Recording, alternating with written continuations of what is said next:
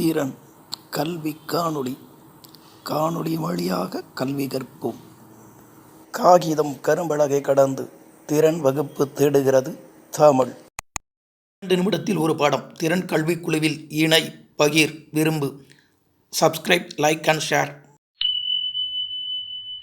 10ஆம் வகுப்பு இயல் 3 பாடம் 4 36 படத்தில் 14வது பாடம். ஒரு மதிப்பெண்.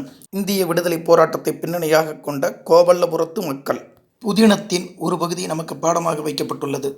கோபல்லபுரத்து நாவலை எழுதியவர் யார்? கி. ராஜநாராயணன். கி. ராஜநாராயணனின் சாகித்ய அகாடமி விருது பெற்ற நூல் எது? எந்த ஆண்டு? கோபல்லபுரத்து மக்கள் 1991. கி. ராஜநாராயணன் உருவாக்கிய அகராதியின் பெயர் என்ன? கரிசல் வட்டார சொல்லகராதி. ஒரு வட்டாரத்தின் பேச்சு வழக்கு வட்டார வழக்கு எனப்படும். கரங்கிசை விழவின் உறந்தை இடம்பெற்ற நூல் எது? இதில் உள்ள ஊரின் பெயர் என்ன? இடம்பெற்ற நூல் அகநானூறு. ஊர் பெயர் உறந்தை, திருச்சி மாவட்டம். கி. ராஜநாராயணன் உருவாக்கிய வட்டார புனைகதை மரபின் பெயர் என்ன?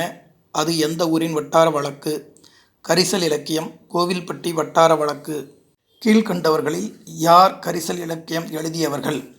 அழகிரிசாமி, கி. ராஜநாராயணன், ப. ஜெயப்பிரகாசம், பூ. மணி, ஈரா வேலுச்சாமி, சோ. தர்மன், வேலராமூர்த்தி அனைவரும் கரிசல் இலக்கிய வட்டார வழக்கில் கதை எழுதியவர்கள்.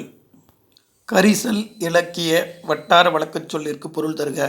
பாய்ச்சல், பாத்தி, தேசாந்திரி, நாடோடி, பதனம், கவனம், மகுளி, கஞ்சி, வரத்துக்காரன், புதியவன், தொலைவிட்ல இருந்து, தொலைவிலிருந்து, மந்தகாசம், குறுநகை, அழுக்கம், அழுத்தம், நீத்து பாகம், மேல்கஞ்சி.